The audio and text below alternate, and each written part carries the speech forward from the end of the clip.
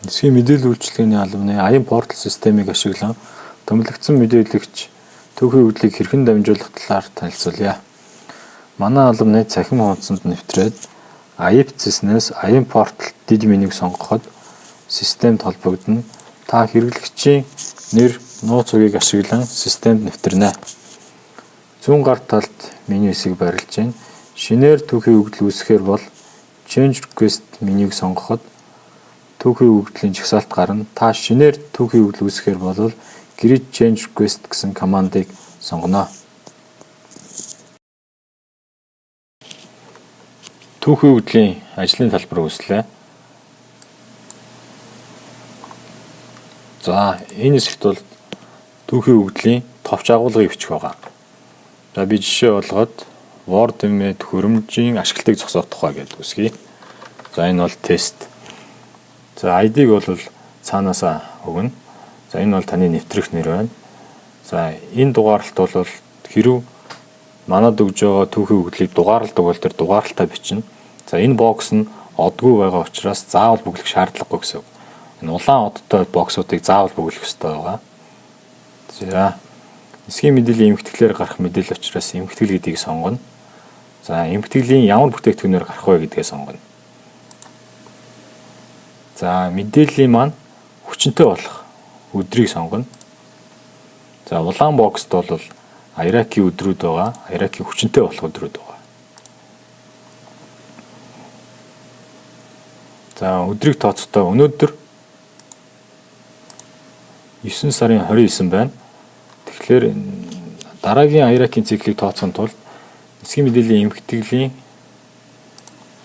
циркуляр хэсглөө ороод 02 циркуляр. За, энд Iraq-ийн мэдээлэл авах эцсийн өдрүүдийг зааж өгсөн байгаа.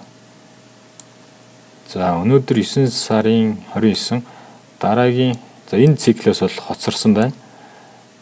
За, энэ өдрөөс өмнө амжиж өгж байгаа учраас дараагийн хүчинтэй болох өдөр нь 12 сарын 3 байна.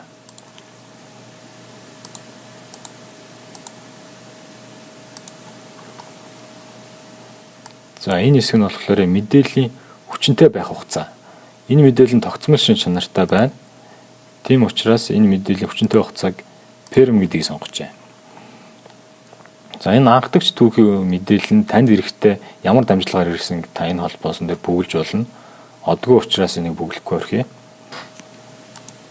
За, энэ текст хэсэгт болохоор та мэдээллийн утгыг дэлгэрэнгүй бичих байгаа.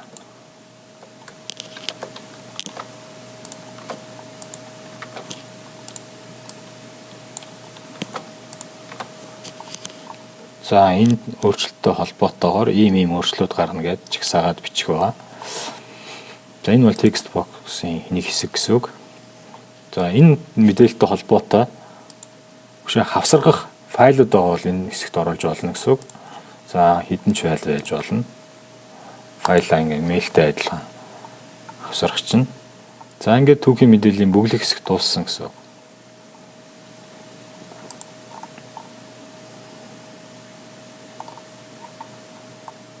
Одоо илгээх үүсгэсэн түүхийн өгдлийг илгээх байгаа. За, илгээхдээ гритийг даруул шууд илгээн манай албалуу. Save гэж даруул та зөвхөн энийг өөр дээр хадгална. Драфт маягаар хадгалж байгаа гэсэн үг. Бидэнд илгээхгүй дараа нь засвар оруулаад гүйцээж мэдээлэл бүглөө ч юм уу явуулах боломжтой гэсэн үг. За, шууд илгээх бол гритийг дарна.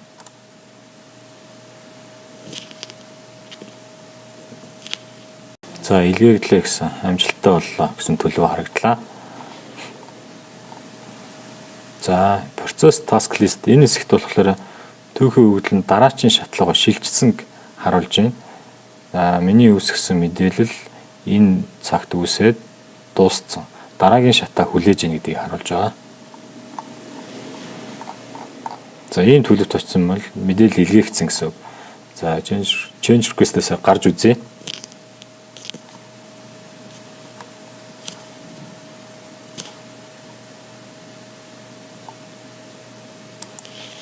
За, үүсгэсэн мэдээлэл нь энэ байна.